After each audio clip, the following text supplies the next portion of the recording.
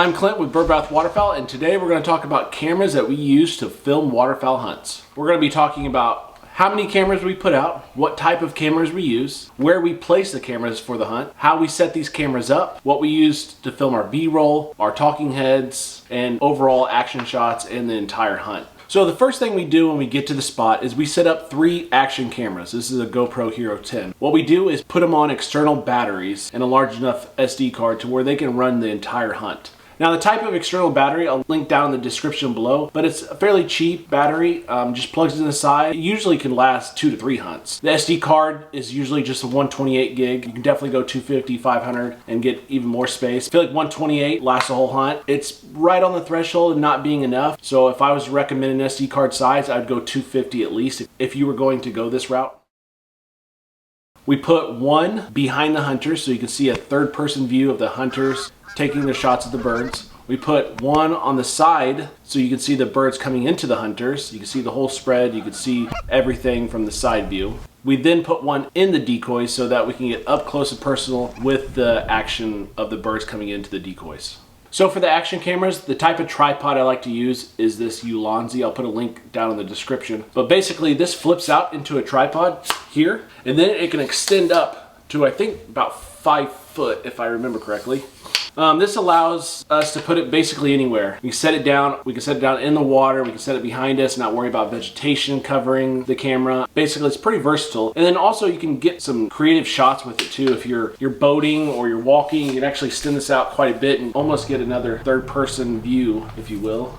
Add some cool touches to a video, and I think I've had some over the years of using that type of shot. As far as the GoPros go, I have the Hero 10, the Hero 4, and the Hero 7.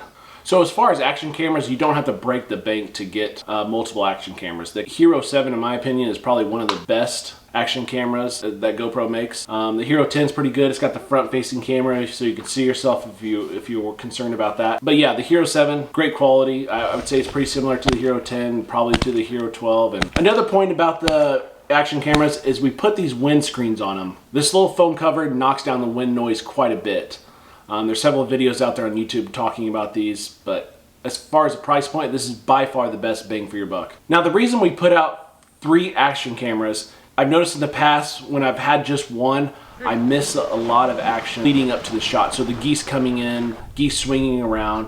It's nice to tell the whole story of how we called, they didn't quite commit, they swung around, came back in, cupped up perfectly, and you can see everything unfold in front of us.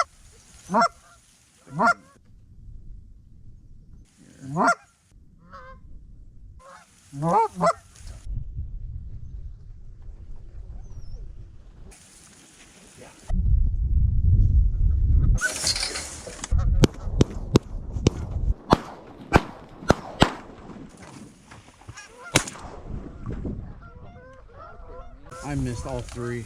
I got 2. The other thing is, I know a lot of guys put these GoPros on their head and film that way. However, I feel like everyone's done it. It only gives that one view, that one point of view. I think having multiple angles, multiple cameras, you can actually see the birds work. You can see all the hunters there. Get him!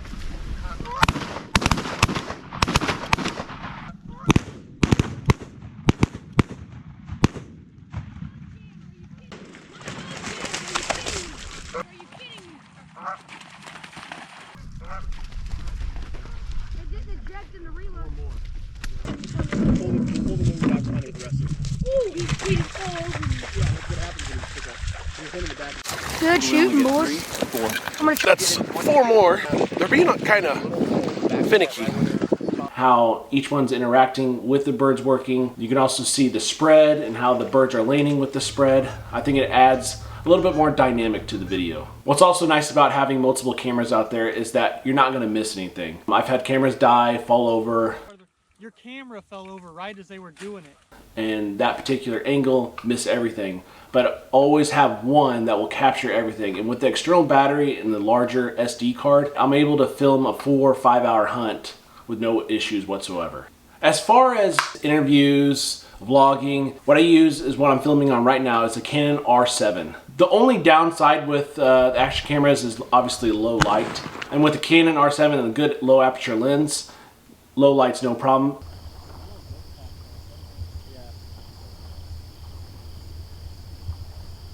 Canon R7 also has great 4K footage. The Canon R7 can also shoot 4K 120, so it can give nice B-roll, nice slow motion. I'll show some examples here. As you can see, it's great quality, nice 4K image, and just adds a little bit more to the video itself. So if you wanted to do some talking heads and you wanted to overlay some B-roll footage, shots like these can easily be overlaid as someone is talking or describing where they're at and what they're doing. Now, the reason I use the Canon R7 is not only the video quality, but also the picture quality as well. I wanted a camera to where I could take good video, B-roll, but also take really good photos as well. So I try to use this Canon R7 for my thumbnails, for any photos I want to post on Instagram. It just does a really nice job. It's fun to dive into that world of learning how to operate a mirrorless camera, and not only for video but also for photos. And what's nice about the mirrorless cameras is in the off season you can take more photos and videos of birds coming back during the spring, the reverse migration back up north. It's nice to get out again after season and just relax and just take some photos and videos of birds working their way back, and they're usually in full plume and beautiful. It's a nice little hobby after season. Now, the Canon R7 is just something I've kind of splurged on, but you can absolutely use an action camera, your cell phone. I've had several hunts where I've recorded just with action cameras, and then if I did any interviews or any talking or any B-roll, it was all done with my iPhone.